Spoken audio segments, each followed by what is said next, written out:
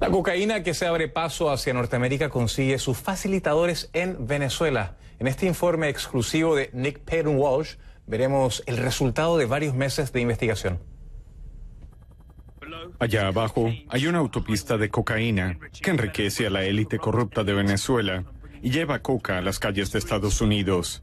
Esas finas líneas que se ven allí son senderos secretos que van a las fincas de coca en el corazón de Colombia, a la vecina Venezuela. Varios funcionarios de Estados Unidos y de la región afirman que desde allí se envían miles de millones de dólares de droga en avionetas, con la asistencia de los militares y la élite venezolana. Los militares colombianos con los que estamos no bajan más para permanecer fuera del alcance de las ametralladoras de los narcotraficantes y les hablan a los lugareños principalmente a través de los panfletos que les lanzan. Hemos parado los vuelos que trataban de salir de Colombia con drogas, pero los narcotraficantes se aprovechan de las áreas que no podemos controlar. Se refiere a Venezuela, a solo 8 kilómetros. Abajo creen haber visto un laboratorio de cocaína, uno de los muchos que alimentan el papel de Venezuela como transportista de cocaína, algo que CNN ha constatado florece mientras el país colapsa. Un funcionario estadounidense nos dijo que ha aumentado más de 30% en el último año. De Colombia a Venezuela pasaron 240 toneladas en 2018, que podrían alcanzar hasta 40.000 millones de dólares en las calles de Estados Unidos. El tráfico de drogas que hay allá abajo, una de las posibles razones que algunos alegan para explicar por qué los militares y el gobierno en general son tan reacios a abandonar a Nicolás Maduro, sencillamente están haciendo mucho dinero. El negocio se mantiene mayormente en secreto al otro lado de la frontera en Venezuela, pero pudimos saber más de estas rutas ilegales por miembros de la patrulla fronteriza del ejército que desertaron hace poco. Dicen que sus oficiales superiores les ordenaban dejar pasar camiones específicos que llevaban cocaína. Durante 5 años, este sargento dice que recibía esas órdenes, a veces 3 veces a la semana. Los vehículos que cruzaban armas y drogas eran pickups y nos decían el color y la marca del camión y cuándo, usualmente cerca del amanecer o cuando anochecía. Todo se coordinaba con el comandante de la brigada. Él enviaba a un teniente a decirnos qué necesitaba pasar y eso se arreglaba desde arriba. Los que no estaban de acuerdo eran cambiados, automáticamente. Vino a Colombia huyendo cuando la presión fue demasiada y su unidad terminó confinada a su base. Estábamos acuartelados. El general nos dijo, todo el mundo debe estar con nosotros. Si se van o hablan contra el gobierno serán arrestados. Nos lavaban el cerebro con bolsas de comida. Una noche no aguanté más. Me fui a la casa y le dije a mi esposa, nos vamos a Colombia. Mi hijo comenzó a llorar y me decía, papá, ¿qué vamos a hacer? Pero yo sabía que sin mí, ellos serían capturados o interrogados. Ahora les comentamos que... La televisión estatal venezolana muestra ocasionalmente a la Fuerza Armada del país luchando contra el narcotráfico. Aquí se la ve interceptando a unos pilotos mexicanos, aunque rechaza las acusaciones de que en realidad sean ellos los que manejen el negocio.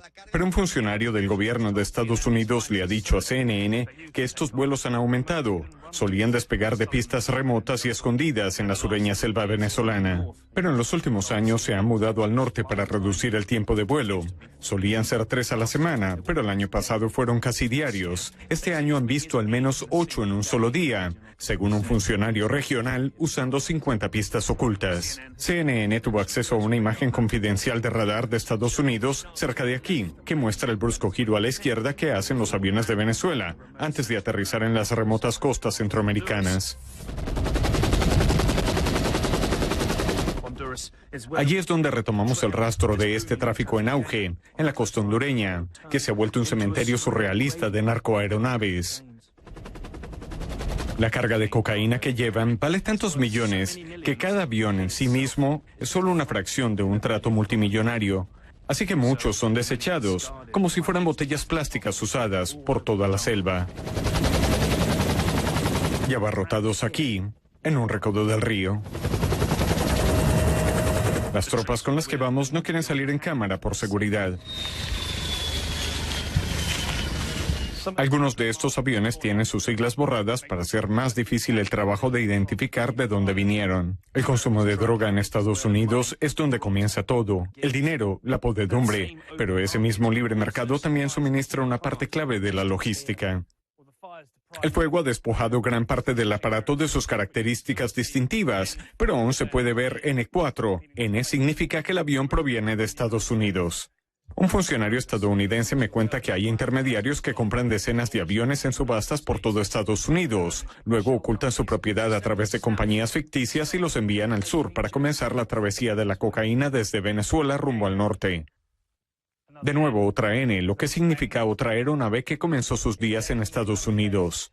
No son solo los narcotraficantes en Venezuela y Estados Unidos los que hacen miles de millones de dólares. La región entera está en eso. Este es de seguro el sector económico más grande de Honduras, con miles de millones en juego por todas partes.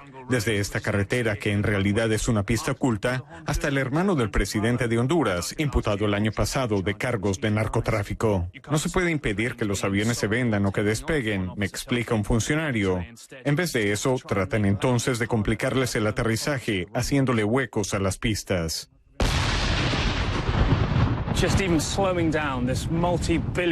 Pero incluso bajarle la velocidad a este negocio multimillonario requiere muchos más huecos en esta vasta selva. La cantidad de dinero que aporta la cocaína aquí literalmente eclipsa todo esfuerzo por combatirla. Cantidades demenciales de dinero.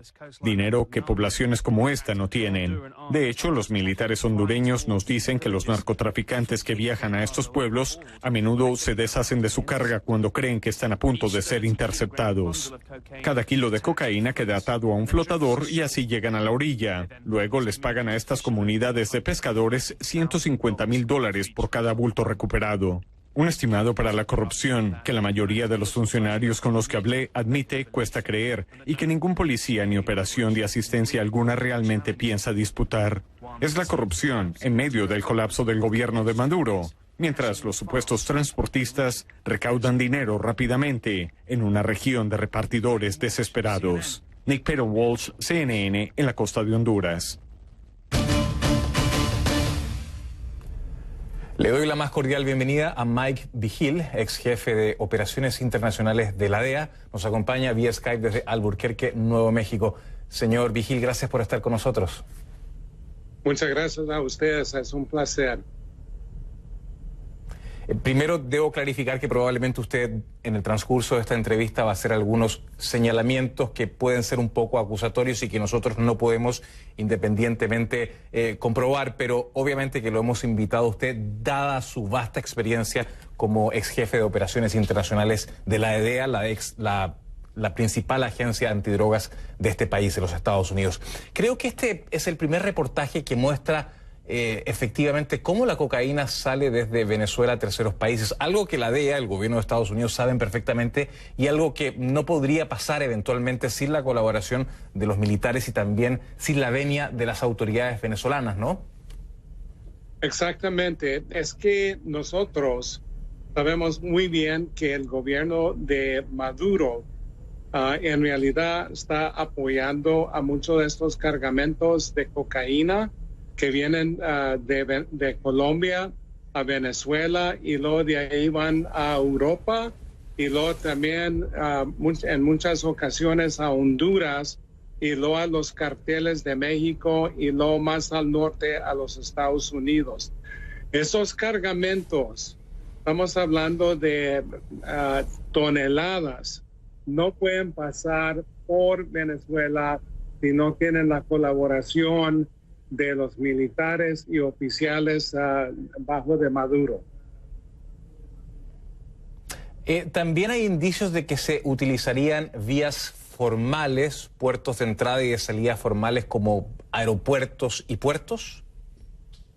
Exactamente, sabemos que pasa la cocaína a Venezuela y luego de ahí a los aeropuertos y los puertos marítimos. Y de ahí son enviados a distintos lugares. Por ejemplo, Honduras. Honduras es el punto clave para aeronaves que salen de Venezuela con cargamentos de coca. Y es esa Honduras. Y también tenemos problemas con corrupción en Honduras. ¿Podría existir la complicidad de autoridades, de militares hondureñas para este tipo de triangulación que se realiza con la cocaína que partiría en Colombia, luego va a Venezuela, iría a Honduras y luego, entiendo, se internaría o a México o a los Estados Unidos? Sí, sabemos perfectamente bien que si hay oficiales del ejército, por ejemplo, que son corruptos, que protegen esos cargamentos de coca.